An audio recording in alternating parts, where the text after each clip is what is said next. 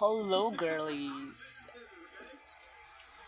Bilang isang binabae, this year, syempre, may mga natutunan ka, hindi pwedeng wala kang natutunan sa buhay na ito talaga.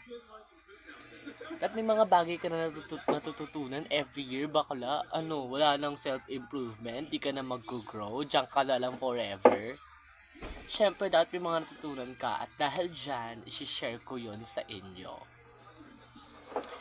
Anyhow, sige na nga, magpakilala na lang talaga ako. I'm German Ralph A. Mastiola. Apakaganda. Wala namang special today, but it's December 21, 2024. The year is almost ending, so let me share to you the 7 life lessons that I've learned this year. Apaka-cringe, diba? Kang ganyan, isi-share ko sa inyo yung mga natutunan ko. First one is never do to others what you don't want to be done to you. Alam mo talaga, be, there are instances talaga in our lives na parang nag-crave tayo for something. We are craving for respect, we are craving for love, we are craving for care. But, and that's valid. Okay lang yon. Pero for me, if you're not doing that to yourself and to those people who's around you, you don't have the right to demand or even ask for that. Ikaw nag-iinarte ka na kesyo sinasaktan ka ng mga taong nakapaligid sa'yo, dinidisrespect ka nila, hindi ka nila binibigyan ng pagmamahal, suporta at pagkalinga. Pero have you ever asked yourself, ganun ka rin ba sa kanila? Naging disrespectful ka rin ba? Hindi ka rin ba nagbigay ng pagmamahal at pagkalinga sa kanila? You also have to reflect on yourself. Hindi mo lang i-blame yung mga taong nakapaligid sa'yo. You are also accountable.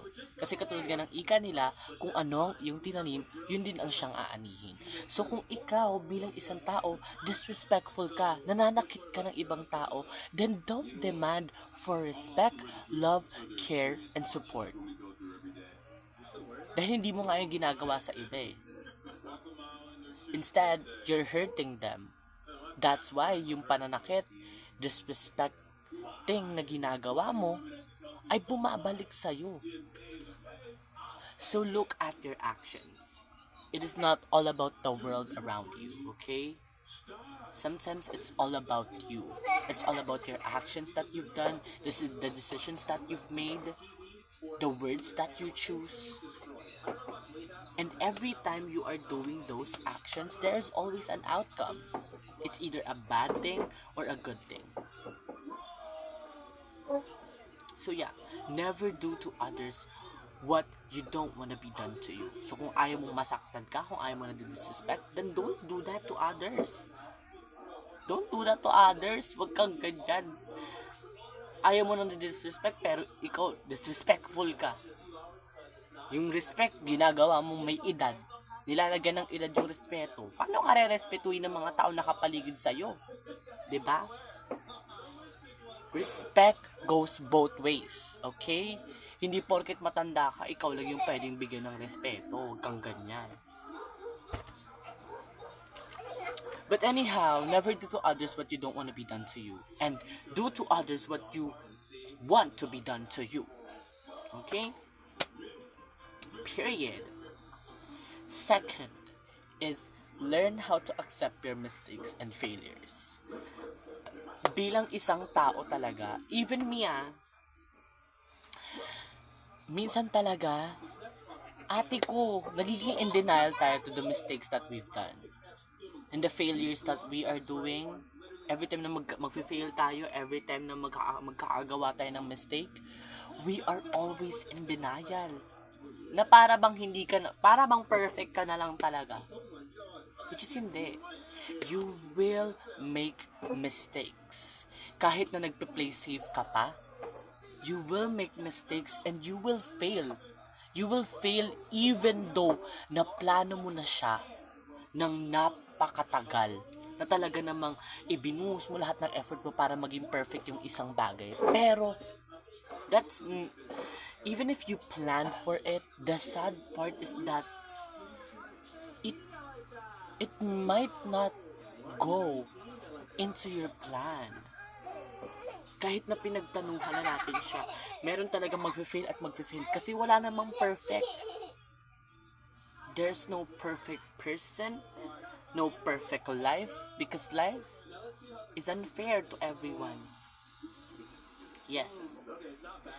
You know, and that what makes life fair to everyone. Life is fair to everyone because it's unfair to everyone. Ganun, bakla. But anyhow, again, your learn how to accept your mistakes and failures. Kasi dun ka mag-grow. You have to understand that it's okay to make mistakes. It's okay to fail. It's because it's a part of the growing, no? It's a part of success. Kasi mistakes and failure is a redirection. Kasi kung hindi ka mag-fail, to be honest, in life, like literal simula bata ka pa hanggang pagtanda mo, actually di ka nga mabubuhay eh. Totoo lang, sa totoo lang. Because everyone will make mistakes otherwise. Everyone will fail in life. And that's okay. Kailangan mo tumayo sa sarili mong mga paa. Your mistakes, your failures is what is going to build who you are. Yun yung stepping stone mo into success. Ayun yung bagay na dapat mong panghawakan. At hanggat meron kang pagkakamali na nagagawa, hanggat meron kang mga failures na nangyayari sa buhay mo, you should be happy because it means that you are growing. Pero meron talagang mga instances in our life na parang pag nakagawa tayo ng mga pagkakamali, talaga namang nagagawa natin ulit yung pagkakamali na yun. It's because we are not learning. Okay? You make mistakes, you accept it, and you learn from it. And I swear, you will be successful through that. Yes, I could certainly tell you, okay? Kahit na ano talaga tayo. Wala pa tayo dun sa pinnacle talaga ng buhay natin. Kahit di pa tayo napakayaman, ganun.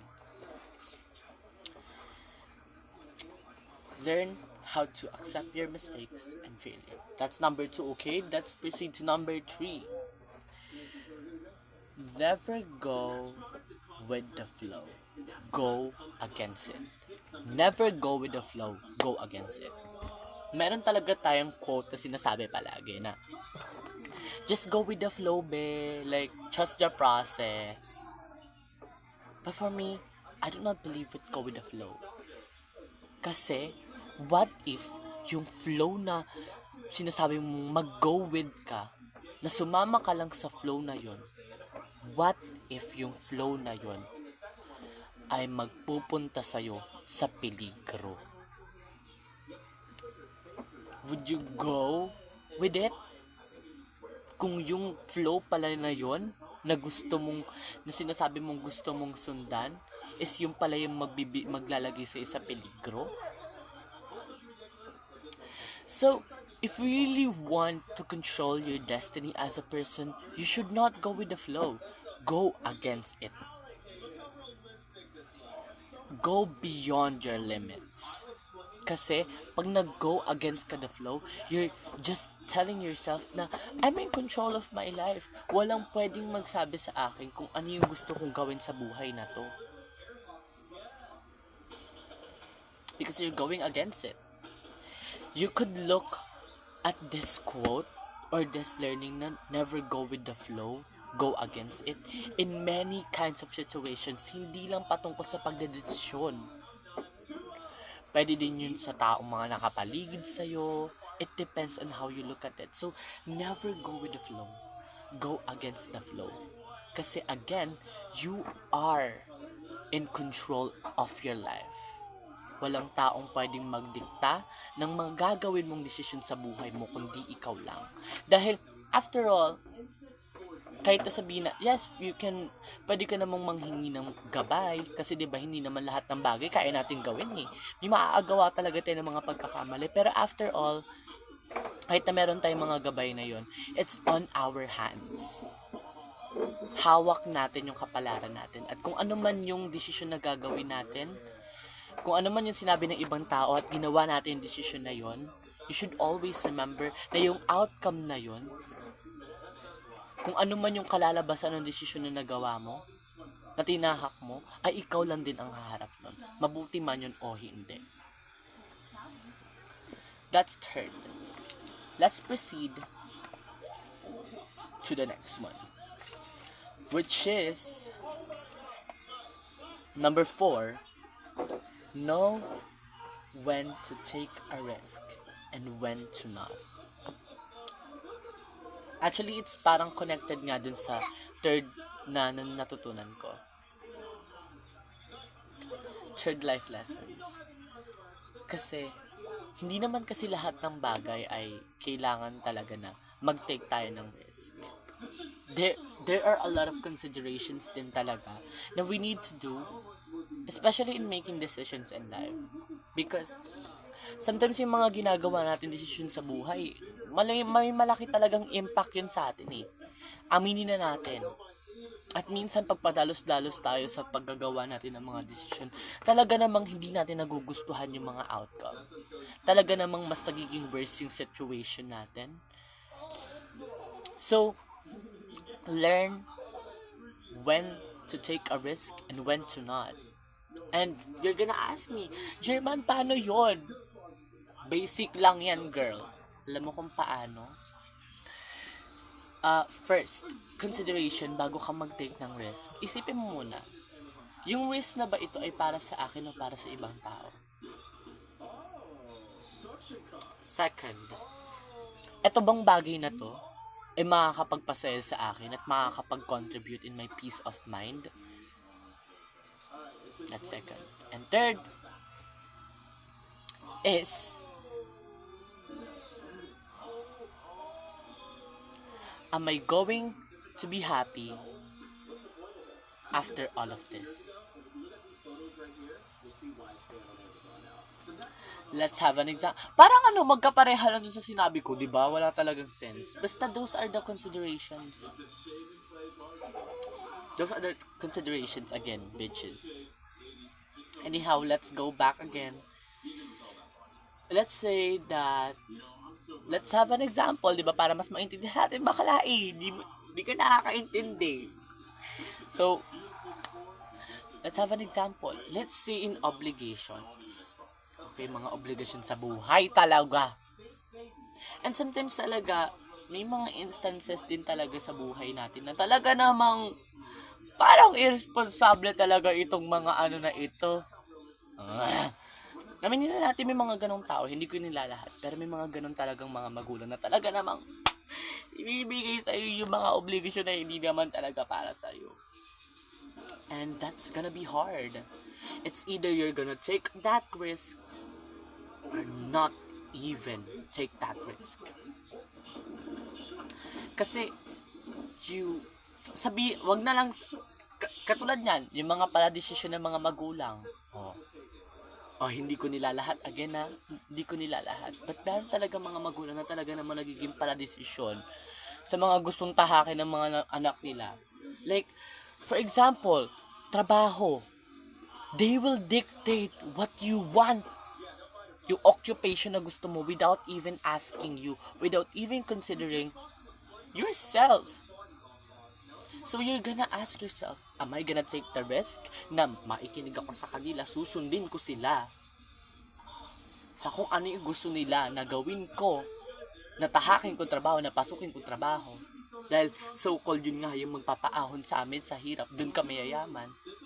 Or susundin mo yung makakapagpasaya sa'yo, yung makakapagbigay sa'yo ng fulfillment, yung makakapagbigay sa'yo at at talaga namang makakapagsabi ka na, buti na lang nag-take ako ng risk. Should take the risk na talaga namang Girl, ipaliwanag mo sa kanila na hindi yun yung gusto mo. Na may gusto kang ibang bagay. Ipaglaban mo, girl. Walang masama doon. Kasi after all, pag nagawa mo na yung desisyon na yun, sinunod mo man sila, ikaw rin yung magsasuffer. Kasi hindi mo mahal yung gusto mo. Hinayaan mo yung ibang tao na mag-dictate sa kung ano yung tatahakin mo. Ngayon, you're gonna suffer. Is it your fault? Yes. Kasi ikaw may hawak ng buhay mo, bakla eh. Nakinig ka eh. Di mo pinaglaban yung gusto mo. Diyan ka ngayon, maghirap ka ngayon dyan. Ng ganyan. So, learn how to take a risk. Okay? When to take a risk and when to not. Okay? If it's going to contribute on your fulfillment, if it's going to contribute on your peace of mind and happiness, then go ahead, take a risk. Pero pag sa ibang tao, yung bagay na yon, yung risk na yon, don't do it. Don't do it. Swear. Next is number 5. Never let negativity get into you. Ito talaga yung pinaka-highlight na natutunan ko this year. Never let negativity swallow you. Huwag mong hahayaan yung negatibong bagay na lamunin ka nun. That's the highlight of all of the things that I've learned this year. Why? Because there are a lot of negativity that is happening in our world. Na talaga namang maraming mga taong nang huhusga naman talaga na parang kala mo napaka-perfect nyo. Yung mga tao na talaga namang nang babackstab talaga. Na para bang wala kang flaws, girl. Ang daming mga negatibong bagay sa mundo. At syempre, kahit na ano pang gawin mo, talaga namang makaka-encounter at makakatanggap ka talaga ng negatibong bagay.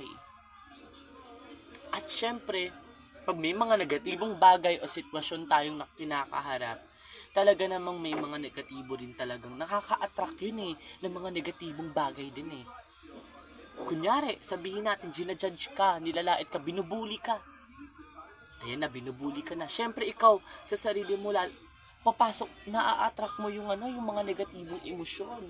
Malulungkot ka, madedepress ka, magkakaroon ka ng anxiety, ma-stress ka, tapos gaganon din sa utak mo. Bukod sa may emosyon na nga, negatibong emosyon na nga na pumapasok sa mga negatibong kaisipan din talagang pumapasok sa iyo. At talaga namang ida-down mo pa yung sarili mo lalo. Na talaga namang sasabihin mo, binubuli ka. Pakatawa ko! Oh. Sinabihan ka na nga nila ng mga tanga eh, tapos sasabihan mo pa yung sarili mo na tanga. Huwag kang ganun. Tanga ka talaga pag ginawa mo yun. Wala, pinapatunayan mo lang talaga na tanga ka. Huwag kang ganun. Hindi dapat ganun, bakla. Huwag mong hayaan yung negatibong bagay na baguhin ka. Huwag mong hayaan yung negatibong bagay na binibigay sa'yo ng ibang tao na magdikta kung sino ka. Kasi totoo yun, lahat tayo imperfect at may mga negatibo talaga tayong sides. Hindi lang naman yan parang na parang, ayan ka na puro ka na lang talaga flaws. Syempre may good at bad side ka din.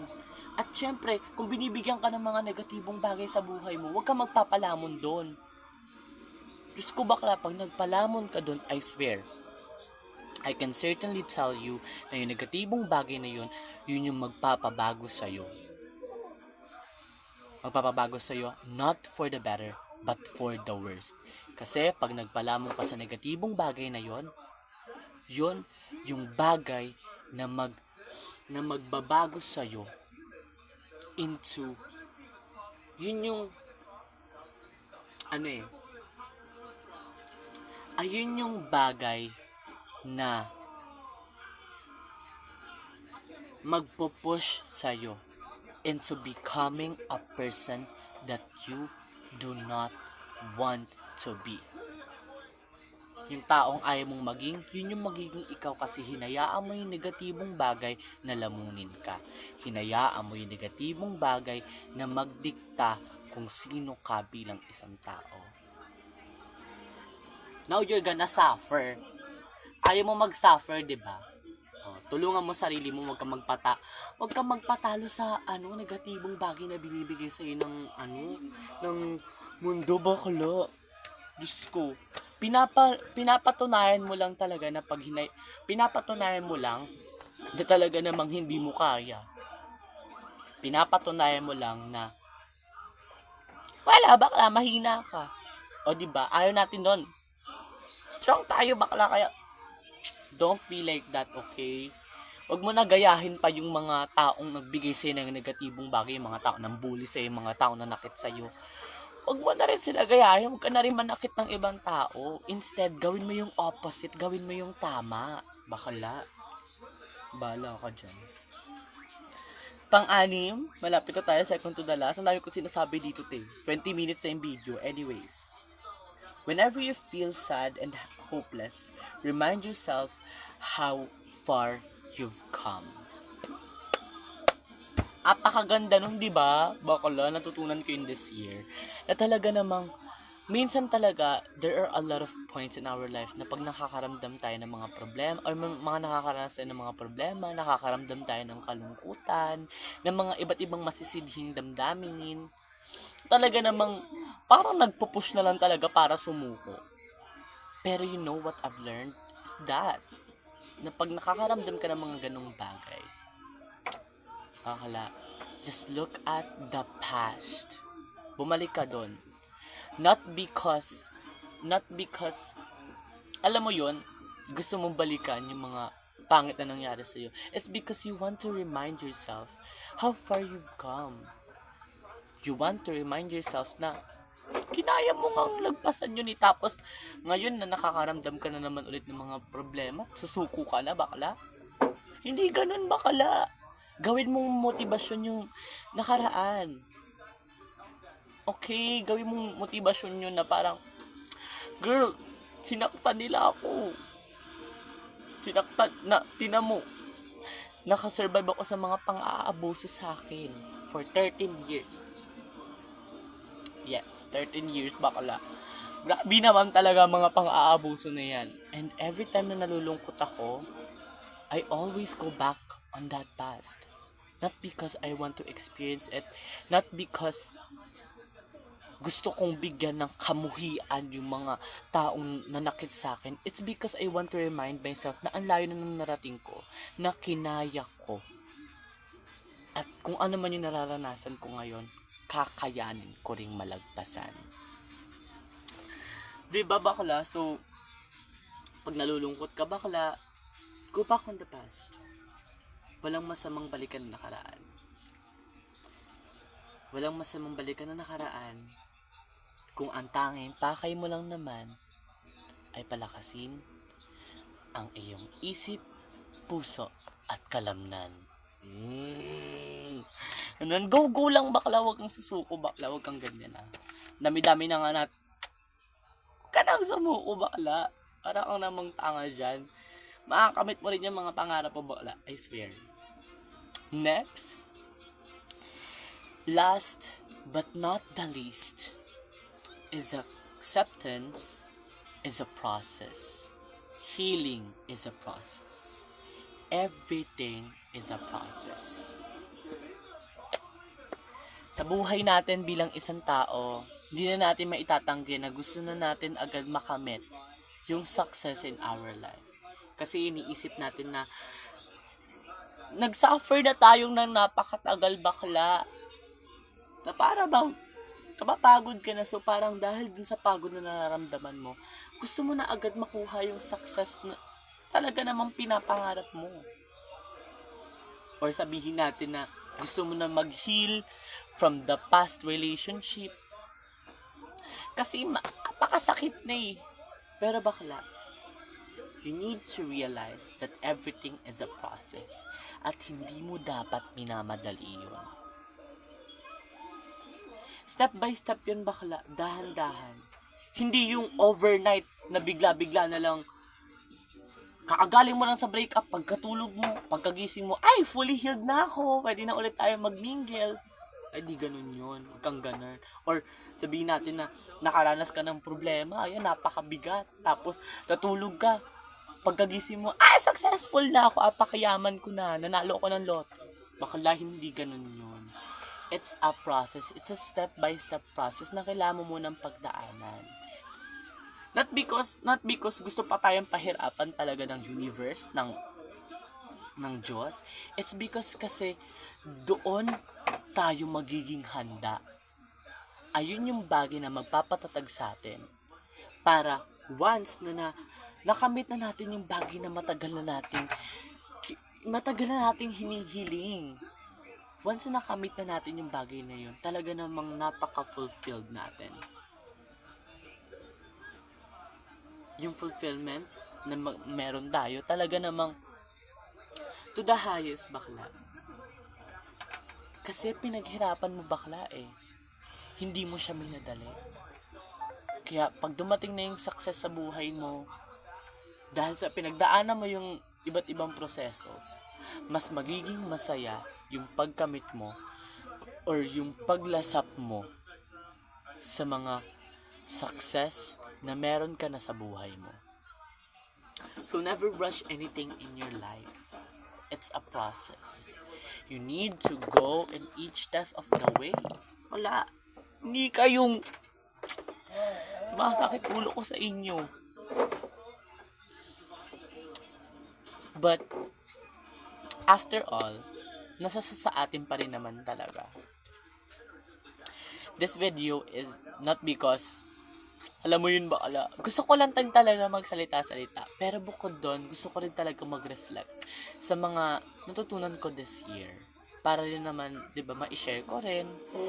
Not because gusto ko i-share sa inyo, bakla, pero gusto ko rin siya i-share din talaga dun sa future self ko. Na talaga namang, kahit na paano, may natutunan din ako this year. Hindi yung humilata-hilata at magtamad-tamara lang yung ginagawa-gawa mo.